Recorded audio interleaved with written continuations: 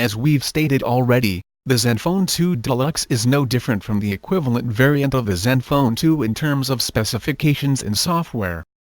It uses a quad-core Intel Atom Z3580 SoC, and is one of the few significant devices under RS30000 to offer 4GB RAM, along with the OnePlus 2 review pictures.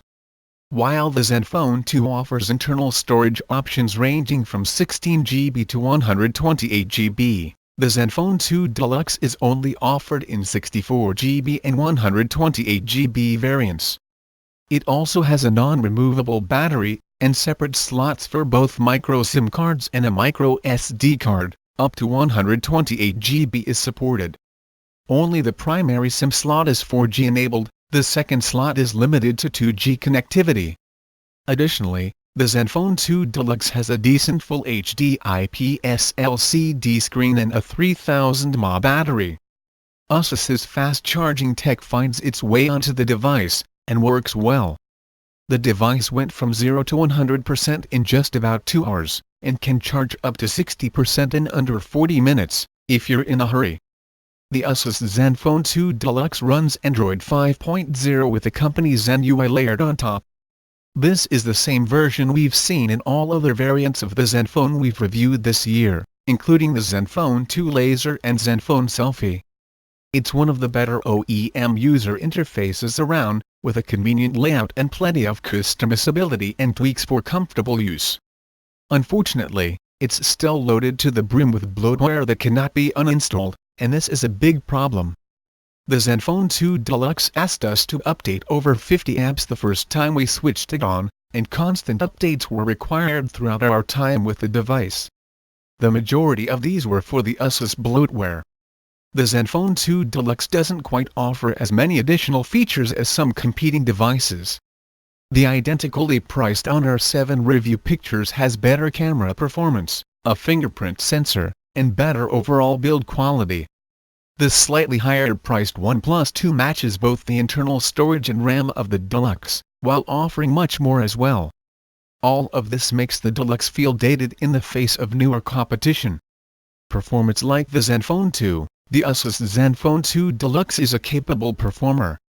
It's zippy and efficient, thanks to the Intel Atom SoC. Everything works well to give you a comfortable experience. The 4GB of RAM also helps with multitasking, letting you run multiple apps in the background without affecting overall performance.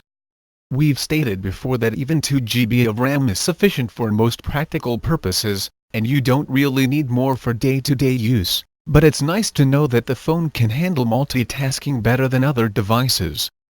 The ZenFone 2 Deluxe produced slightly higher scores than the ZenFone 2 in some of our benchmark tests, but this wasn't particularly surprising, since the user interface and core applications of the system have received numerous updates since we tested the ZenFone 2 in April.